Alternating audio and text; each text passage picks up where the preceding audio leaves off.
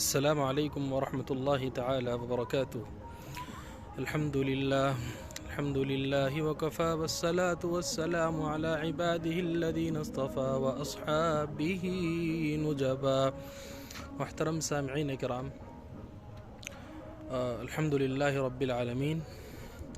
آج میں یہاں اس وقت خانقاہ رحمانی جامعہ رحمانی منگیر بہار میں ہوں، اور الحمدللہ یہ ادارہ اللہ کے فضل سے حضرت مولانا محمد علی میاں منگیری رحمۃ اللہ علیہ نے اس کی بنیاد رکھی تھی، اور اس کے بعد سے اللہ کے حکم سے یہ ادارہ چلتا آ رہا ہے. الحمدللہ اللہ کا فضل ہے کہ ہم سیرت النبی حضرت محمد مصطفیٰ صلی اللہ علیہ وسلم پر کچھ گفتگو کرتے آ رہے ہیں، اور ہم نے آپ سے پہلے بھی عرض کیا تھا کہ ہم اس گفتگو کے اندر بہت طویل باتیں نہیں کریں گے، بہت طویل جو ہے ہم موضوعات کو نہیں چھیڑیں گے. ہم اتنی ہی بات چیت کریں گے جتنے کہ ایک عام آدمی کو سمجھ میں آ سکے، اور کوشش کریں گے کہ آسان سے آسان پہلو سیرت النبی صلی اللہ علیہ وسلم سے نکال کر آپ حضرات کے سامنے پیش کیا جا سکے. تو اس میں سب سے پہلی بات تو یہ عرض کر دینا چاہتا ہوں کہ میں نے آپ حضرات کے سامنے پہلے بھی یہ باتیں عرض کی تھیں کہ یہ باتیں آخری نہیں ہیں میری طرف سے، کہ جن علماء نے یا جن حضرات نے پہلے سیرت النبی صلی اللہ علیہ وسلم پر کام کیا ہے ان کو ضرور ذہن میں رکھا جائے اور اس کا پورا دھیان رکھا جائے. یہ میری طرف سے کوئی آخری بات نہیں ہے، نعوذ باللہ تعالی. تو ہم بات کر رہے تھے شق صدر کی پچھلے لیکچر میں، اور شق صدر کے بارے میں علماء کرام نے مؤرخین نے کچھ مؤرخین یہ لکھتے ہیں کہ شق صدر تقریباً 4 مرتبہ ہوا ہے. حضور صلی اللہ علیہ وسلم کی پوری زندگی مبارک میں 4 مرتبہ ہوا ہے، اور کچھ مؤرخین یہ لکھتے ہیں کہ شق صدر 3 مرتبہ ہوا ہے. بہرحال راجع قول علماء کا یہ ہے کہ شق صدر جو ہے وہ 4 مرتبہ ہوا ہے. بہرحال شق صدر کے بعد ایک اہم واقعہ جو ہے سیرت النبی صلی اللہ علیہ وسلم کے متعلق جو بہت ضروری ہے، اور اس زمن میں اس کا سمجھنا اور اسی اثناء میں اس کا سمجھنا بہت ضروری ہے. تو سامعین کرام، اور جو بھی لوگ سیرت النبی صلی اللہ علیہ وسلم سے فیض اٹھانا چاہتے ہیں، اللہ تبارک و تعالی ہم سب کو اس قابل بنا دے. اللہ تبارک و تعالی ہم سب کے دلوں میں وہ شوق پیدا فرما دے کہ ہم سب حضور پاک صلی اللہ علیہ وسلم کی سیرت سے شوق اٹھا سکیں، فائدہ اٹھا سکیں، اور اس سے اپنی زندگی میں کچھ حاصل کر سکیں. بہرحال شق صدر کے بعد جو میں عرض کر رہا تھا وہ تھا حار الفجار، یعنی کہ ایک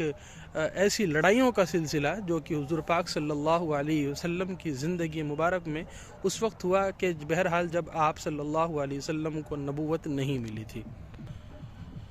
اور یہ جو لڑائیوں کا سلسلہ تھا یہ بہت اہم ہے سمجھنا. وہ کیوں ہے وہ آپ تھوڑی دیر میں انشاءاللہ سمجھ جائیں گے. پہلی بات تو یہ ہے کہ حضور پاک صلی اللہ علیہ وسلم جس گھرانے سے تعلق رکھتے تھے اس گھرانے کا نام قریش تھا. تو یہ ہم سب جانتے ہیں. تو قریش کے خلاف ایک قبیلہ تھا، اس نے جنگ چھیڑ دی تھی، اور وہ بھی اس مہینے میں جس مہینے میں جنگ کرنا حرام تھا، یعنی محرم کے مہینے میں جنگ کر دی تھی. تو اس جنگ کو ہی آگے کنٹینیو کیا گیا. تو اس جنگ کو تقریباً 4 حصوں میں لڑا گیا. تو اس میں سے جو آخری چوتھا حصہ تھا وہ حصہ سب سے لمبا چلا، اور قریش کی جو ہے وہ جیت ہوئی. اور اس میں حضور پاک صلی اللہ علیہ وسلم نے قتل و غارت میں بالکل بھی پارٹیسپیٹ نہیں کیا، اپنے آپ کو بالکل بھی ملوث نہیں کیا. یہ بہت ضروری اور سمجھنے والی بات ہے، یاد رکھنے والی بات ہے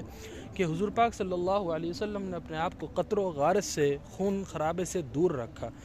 سچائی کا ساتھ دیا، جو بات سچ تھی، حق تھی، اس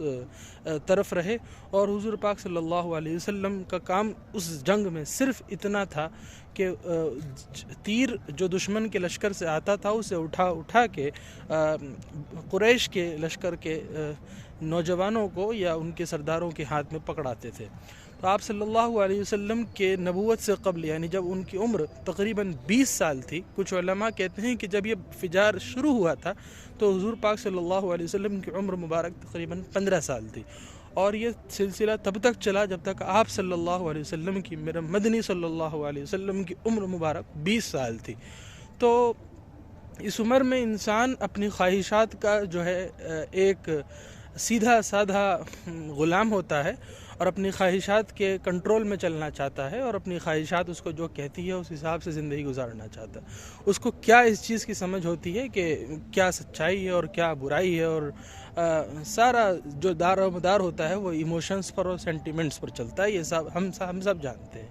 لیکن اس عمر میں بھی یہ سمجھنا کہ بنو فجار، اس ہر فجار کے اندر کس کا ساتھ دینا ہے اور کس کا ساتھ نہیں دینا، یہ بہت بڑی بات ہے، اور اس میں بھی قتل و غارت میں سپورٹ نہ کرنا، قتل و غارت میں خود کو انوالو نہ کرنا، یہ ایک اپنے آپ میں بہت بڑی بات ہے، اور سب کو یہ ایک پیغام دینا کہ بلا وجہ قتل و غارت سے جو ہے دور رہنا۔ یعنی ابھی اسلام کی طرف سے نبی پاک صلی اللہ علیہ وسلم کو نبوت بھی نہیں ملی، اور آپ صلی اللہ علیہ وسلم نے یہ پیغام پہنچا دیا ہے کہ قتل و غارت سے اپنے آپ کو جتنا ہو سکے دور رکھو۔ تو بہرحال جو یہ کہتے ہیں کہ اسلام جو ہے آتنکواد کا یا دہشت گرد کا مذہب ہے، ان کے لیے ایک پہلی ہی سیکھنے والی چیز ہے، اور اس کے لیے بہت سارے دلائل الحمدللہ موجود ہیں، اس پر ہم تذکرہ بھی نہیں کر رہے ہیں، اس بارے میں ہمارا ٹاپک نہیں ہے۔ خیر، اب حضور پاک صلی اللہ علیہ وسلم نے چونکہ سچے لوگوں کا ساتھ دیا تھا، اور ہمیشہ سے حضور کریم صلی اللہ علیہ وسلم نے، آقا علیہ الصلوۃ والسلام نے سچے لوگوں کا ساتھ دیا، سچائی کا ساتھ دیا، ہمیشہ سچ بولا، اسی لیے پورے مکے کے اندر میرے نبی صلی اللہ علیہ وسلم کا جو ہے ذات اقدس اس نام سے مشہور ہو گئی کہ یہ جو شخص ہے جس کا نام محمد ہے، یہ ہمیشہ سچ بولتا ہے، سچ کا ساتھ دیتا ہے، اور کبھی بھی یہ برائی کا ساتھ نہیں دے گا، کبھی بھی جھوٹ کا ساتھ نہیں دے گا، کبھی بھی جھوٹے اور بدکار لوگوں کا ساتھ نہیں دے گا۔ یہ وہ شخص ہے جو پیدا ہی ہوا ہے اللہ کے نام کو اونچا کرنے کے لیے اور اسلام کی بنیادی تعلیمات کو ہائی لائٹ کرنے کے لیے، کہ جھوٹ کسی بھی حق میں کسی بھی طریقے سے آپ صلی اللہ علیہ وسلم نے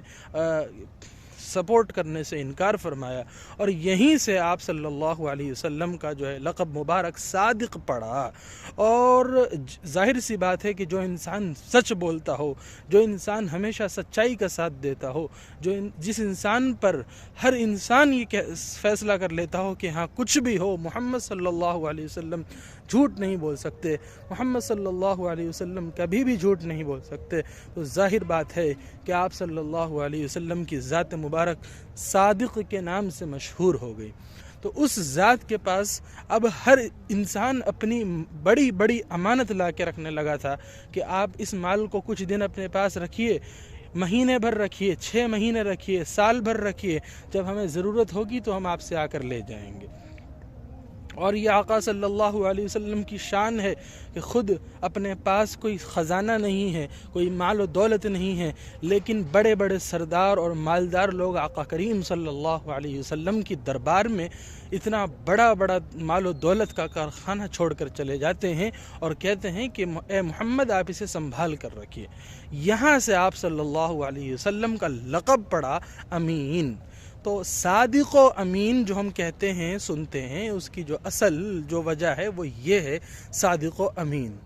اب ہم اس کے پیچھے ہم نے وجہ جان لی، تو آپ آج کے لیکچر سے یہ حاصل کر لیں، اس سمجھ لیں کہ صادق اور امین ہونے کی وجہ کیا تھی، کہ سب نے اس قسم اٹھائی تھی کہ کوئی سچا ہو جھوٹا ہو نہیں پتہ، لیکن محمد صلی اللہ علیہ وسلم صادق ہیں اور امانت دار ہیں۔ آپ اپنے مال اور دولت کو ان کے پاس رکھ کر کے چھوڑ سکتے ہیں اور اس پر بھروسہ کر سکتے ہیں کہ اس میں سے 1% بھی 0.0001% بھی اس میں سے ادھر ادھر نہیں ہوگا، چونکہ وہ مال اللہ کے سب سے معتبر اور سب سے حبیب کریشن کے پاس ہے، جس کا نام ہے محمد صلی اللہ علیہ وسلم۔ تو محترم سامعین کرام، آج ہم بس یہیں تک اپنی بات کو ختم کرنا چاہیں گے کہ صادق و امین بات جو ہے وہ کہاں سے آئی، اور صادق و امین کا لقب میرے نبی صلی اللہ علیہ وسلم کو کس ضمن میں ملا۔ تو انشاءاللہ الرحمن اگلی جو ہے سمت اگلی جو ہے ہم قسط میں آپ سے ملاقات کریں گے اور ایک نئے ٹاپک کے ساتھ ملاقات کریں گے. تب تک کے لیے ہم آپ سے وداع چاہتے ہیں اور اللہ سے دعا ہے کہ اللہ آپ تمام کو, مجھے, ہم سب کو اپنے حفظ و امان میں رکھے اور ہم سب کے دلوں میں حضور پاک صلی اللہ علیہ وسلم کی سچی محبت پیدا فرمائے. والسلام علیکم ورحمۃ اللہ وآخر دعواہم ان الحمد للہ رب العالمین.